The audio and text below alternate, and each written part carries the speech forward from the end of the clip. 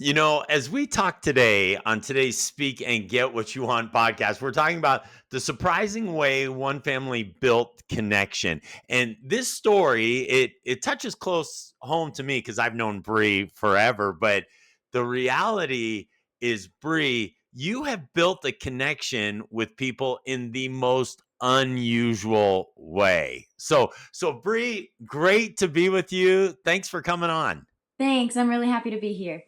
Well, and so okay, so Bree grows up in Arizona in the United States and finds herself in Tonga with a massive social media following. Okay, so how in the world, like Bree, if someone would have shown you your life a decade ago, that you're living in Tonga and you're living not only in Tonga, but you're living in real time with everyone watching you, would you ever have believed it? No, most definitely not. I never saw this for me. Okay, so tell us a little bit about how it came to be. Yeah. Okay. So, long story short, I married a Tongan guy.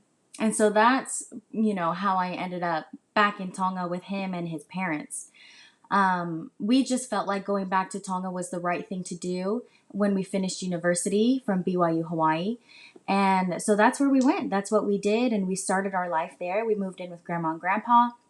I got a full time job at Liahona High School. And yeah, we were just living in Tonga, raising our little girl in Tonga. And it was a really cool and fun experience. And while I was there, I was trying to learn the Tongan language. I realized, to be quite honest, when I first got there, I was experiencing culture shock.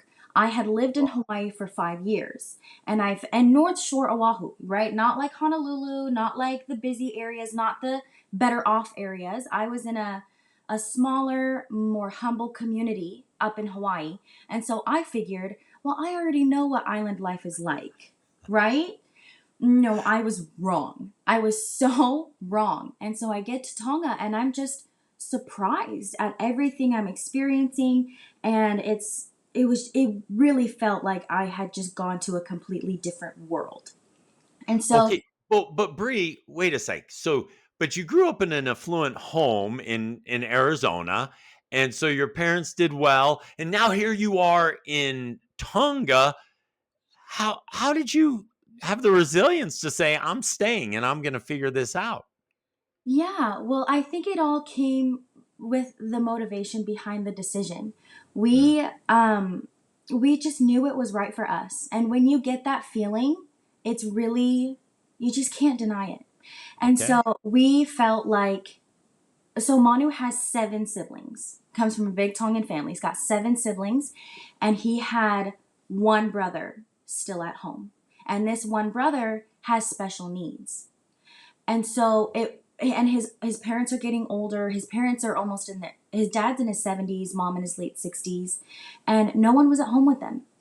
And we had this beautiful little girl, and I just felt like we needed to go back to grandma and grandpa. They were alone in Tonga. They didn't have any grandkids, and it's simple like that decision. Once I felt that feeling, that confirmation that grandma and grandpa needed us, there was just no going back. There was no redacting that feeling. There was no taking back that information. Like it was the right thing to do, and so we went with it. And so as hard as it was, I'll be honest, one thing that made it easier was the fact that my husband couldn't leave for 2 years. And so there was no getting out of it. So, well, I'm stuck here for 2 years. Unfortunately, this person that I love and fathers my child is going to be here. And so that I'm going to be here as well.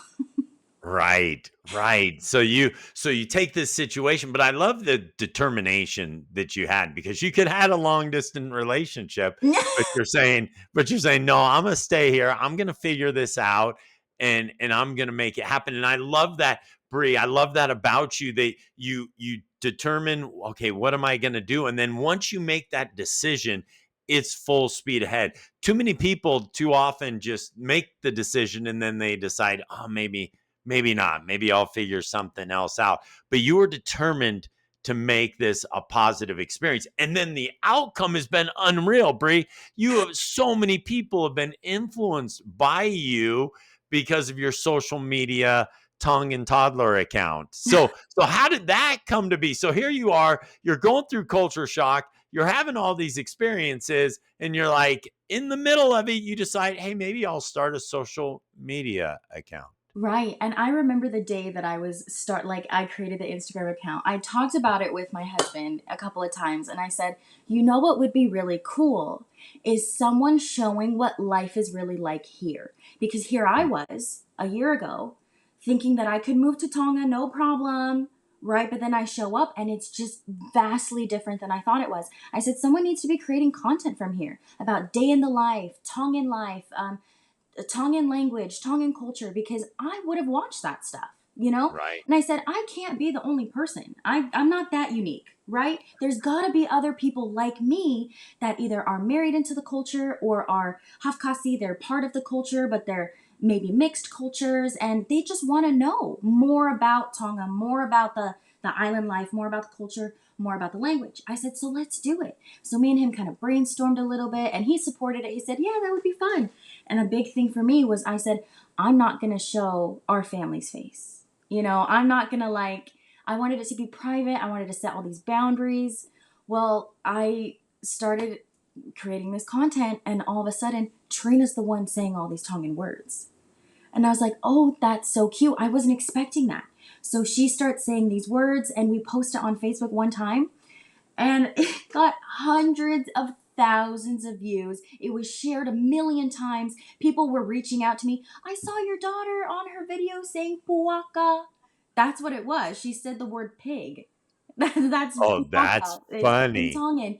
And I was just so surprised. I said, oh, people do really want to see this. This resonates with people. And people were so captivated by my beautiful little girl saying these Tongan words. I said, let's run with it.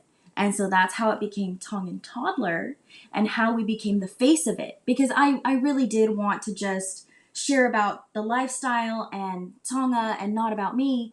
But people became very invested in me, my daughter, and our journey. And I think that really is what connects with people is people. You know, it's harder to connect to a place as it is to someone who lives in that place. It's harder to connect to an idea or a culture versus someone who is living in that culture.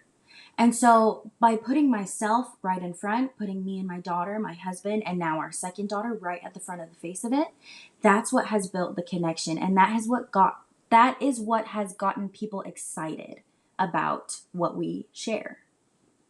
Wow, that's and so Brie, in the world that can becomes increasingly AI and automated and all of the above, you're saying human connections at the heart of everything. That's the Oh, heart of why you've been successful. absolutely. Okay, so what's the biggest thing that you've learned through this process? I mean, here you are, you come into Tonga, you have, total culture shock, and in the middle of it, you say, "Hey, I'll start this social media account." The social media account blows up. People are really excited and engaged with connecting with you. Now, obviously, people listening to the podcast are like, "Wow, you're so easy to connect with."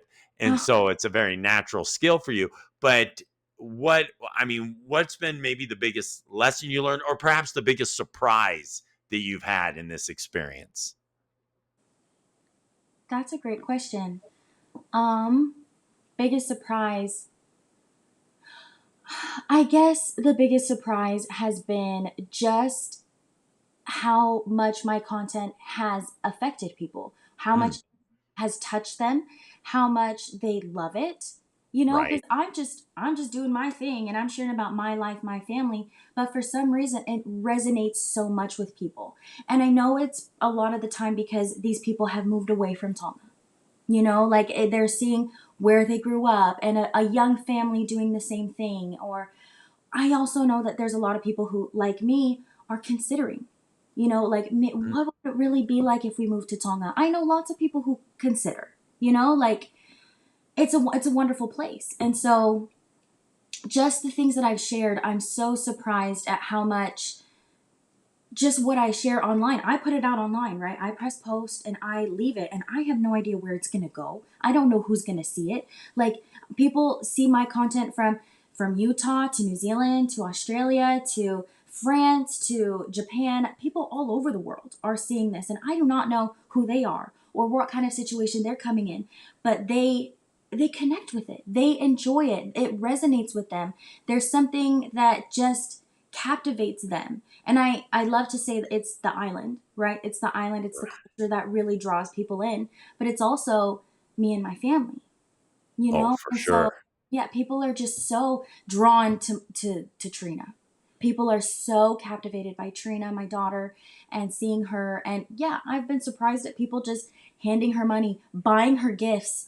We went to New Zealand last year, and I did post, I said, yeah, we're in New Zealand, but I set the boundaries. I didn't want to share our exact locations or exactly what we were up to. But there was a day that I said, me and Trina and her dad and everyone, we're going to be at the park. If you guys want to come and meet us, like a little meet and greet, but super informal.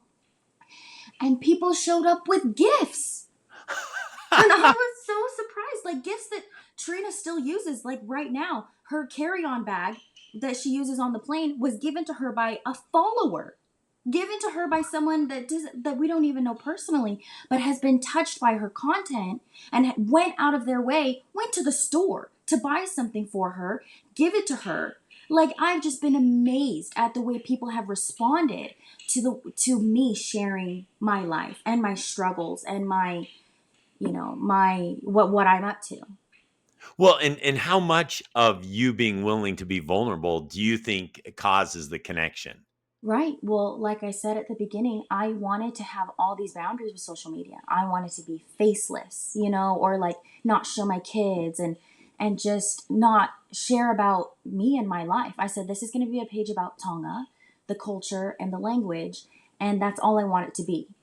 But sorry, what was the question? I don't want to lose it. You Oh, said no, no, no. But how much is the vulnerability created your connection? I right. mean, Right, that's absolutely. And then there have been, difficult things that we've experienced in Tonga, and sharing about those things has mm. really drawn people in.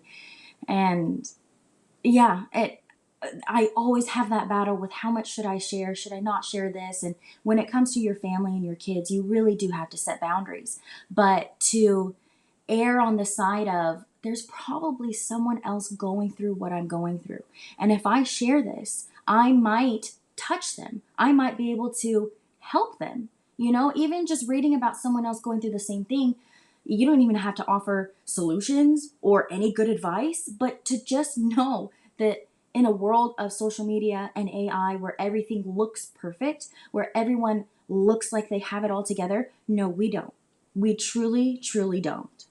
Well, and Bree, I think what's really made you successful is why you're doing your social media, right? So many people say, I want to do social media so that I can be financially well off, or if I can, I can become famous or whatever it is that's driving that individual. You're coming from a standpoint is, look, I want to help people and create connection with people in a very disconnected world. Right. And so for me, the biggest surprise, Bree, has been all of the people that do know you. Like I don't speak to a Tongan that doesn't know the Tongan toddler. Every single one knows you and they love you and appreciate you and obviously love your whole family. But I think the biggest part has been that what you've said, you've wanted to help and you've been vulnerable because nobody has it all figured out. Ab- Nobody does. And Absolutely. you've embraced the fact that you haven't figured it out. That you're just trying your best every day to be successful. Yeah.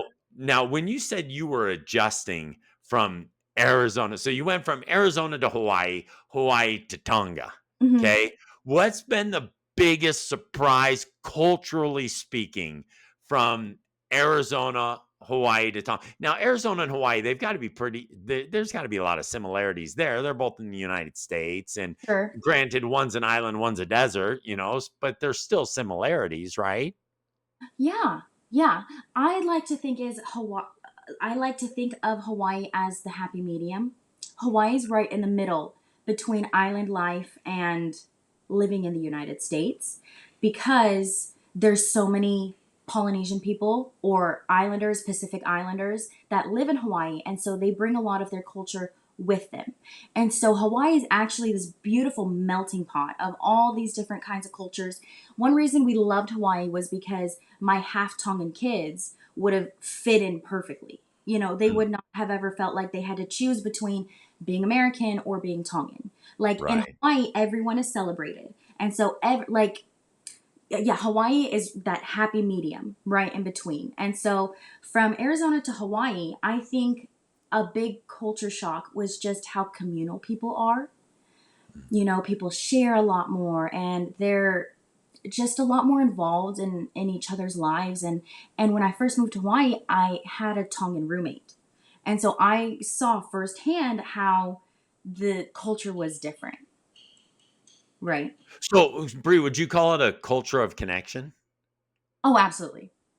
Because Absolutely. I was talking to an individual who lives in Scottsdale, Arizona, and he says it drives him crazy when he waves to people and they don't wave back, Yeah. right? He's like, I'm going out for a walk in my neighborhood and I may not know that person, but they're driving, so I just wave and they don't wave back. And so he's like, he's frustrated with the lack of connection that he Absolutely. experiences in Arizona. So when you go to Hawaii, all of a sudden you're feeling this culture of connection. So people in Hawaii, they will let you happily cut them off, right? Because they're like, why would I not let you in? Brother, sister, auntie, uncle, like go ahead, cut in. You should talk to a Hawaiian person or someone much more local because they'll tell you a lot more. I consider myself a visitor to the island. I was only there for 5 years. I did have my daughter there. Trina was born there, but we ultimately left. And so, but it's like shock us up, like you're my brother, you're my sister, we're family, like we look out for each other, the aloha spirit, right? And so it's just you share, you're kind. It's much different than Arizona. Arizona, we're experiencing like a lot of the Western world, this loneliness epidemic, right? And Right. the complete isolation of people. Um, But Arizona's one of the it's a big city, so it really exemplifies that. right, Everyone pretends to be connected, but they're not, and that's a general statement for sure. But it that big city, you throw 6, 7 million people, or how many are there in that valley? right.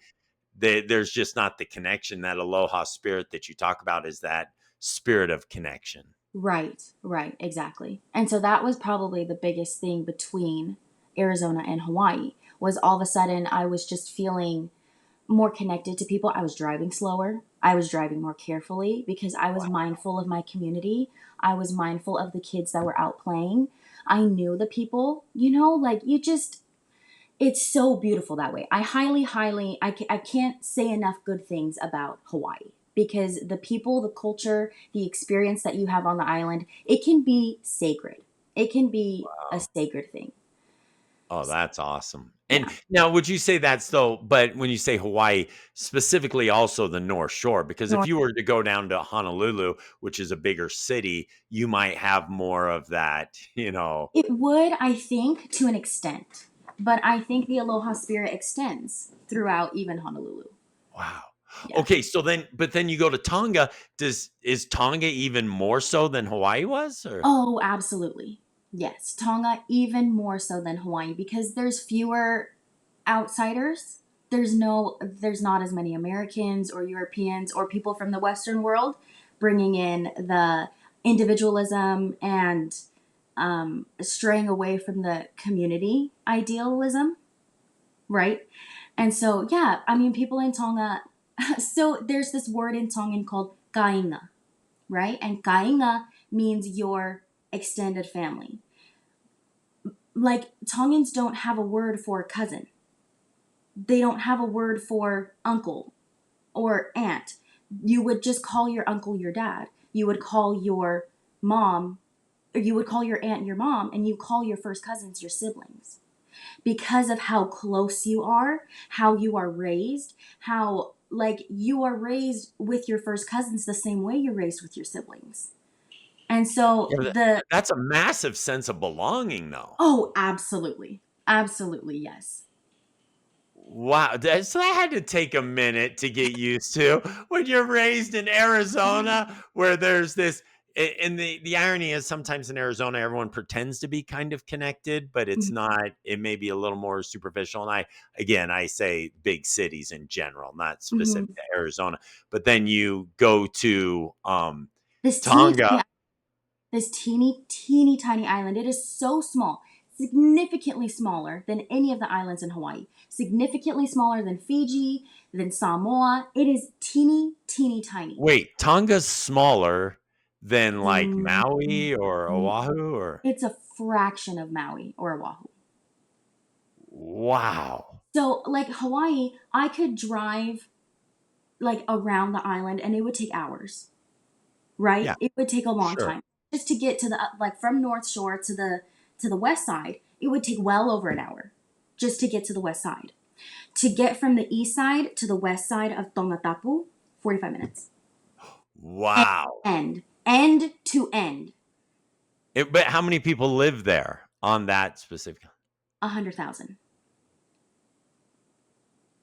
That's a lot of 100,000 okay, people. wait, that's a lot of people living in a pretty small space. Do you think? Oh my goodness. But wait, how does that work? Because we're Oh, saying that no, I think I'm wrong. I don't know if there's 100,000 on Tongatapu. There are a lot more people spread out on outer islands as well. So I don't know the exact population of okay, just. but there's people everywhere. Yeah, oh yeah, there's people everywhere, there's cars everywhere. We're constantly having gas shortages because there's too many people using all the gas. They can't keep up with the gas demand. Wow. But so okay, but so you have okay, how do people respond to that? Are people pretty cranky about that? Or what is if you don't have gas, Yeah. are do people how do they Yeah, respond? so there were elections recently and there were a lot of people talking about, "Oh, the parliament needs to do more." It's a monarchy. So there's a king. Hmm. It's the Kingdom of Tonga. And so it's the last reigning monarchy in the Pacific. And so their king has parliament, and yeah, people are pretty upset about the gas shortage and other issues, but those are But probably but Bree, they still treat each other well, even amidst adversity and frustrations like that? I mean, yeah. I mean absolutely. I mean, the so Tonga is called the Friendly Islands. And they're called the Friendly Islands because they are genuinely Christ-like people. Wow. Genuinely like Christian, feed your brother before you feed yourself kind of people. And so, with this gas shortage, maybe that hasn't been coming out quite as much. People are trying to get their gas, before their brother, Right. as a lot of adversity does to us. But just the concept of community in Tonga is so incredibly strong. And like I was saying, this word kainga, it means like your extended family, but it would extend to everyone in the village because they live in villages. They don't live in towns or cities. It's a village. And Right. so, yeah, Manu, my husband, he knows every single person in his village. He knows every single person in his village. There Wow. were we rented a house in a different village for a couple of months, and there were things that happened, and he would just say, "This would never happen in my home village because I know everyone." Right? He said, like, I know everyone, and so this would never happen to us. That's my family. Everyone in his village is related to his dad somehow. Wow. So Right? they really look at each other as that's my As brother. That's family.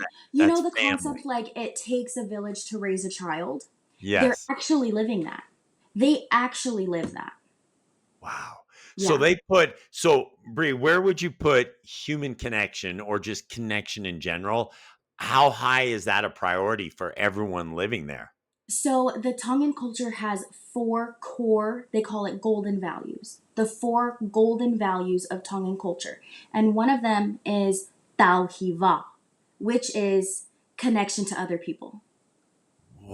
It Wow. is your responsibility in maintaining and fostering positive connections to the people around you. It is your responsibility, it is your stewardship to maintain and foster positive connections throughout everyone that you know, throughout your family, throughout your village, and throughout Greater Tonga. It is one of the four Tongan core golden pillars of Tongan culture. Wow. Yeah, That's incredible. it is I amazing. love that. I love that they have those 4 values, that their core values that they govern all their behavior in. Right. Yeah. Okay, so Bree, we just have a couple minutes left. The question is this: will you stay in Tonga and raise your family there for the rest of your life? That's a great question. And I just made this decision recently because I've wanted to come back to the States for different reasons. We came back to have our second daughter, and that was a beautiful experience.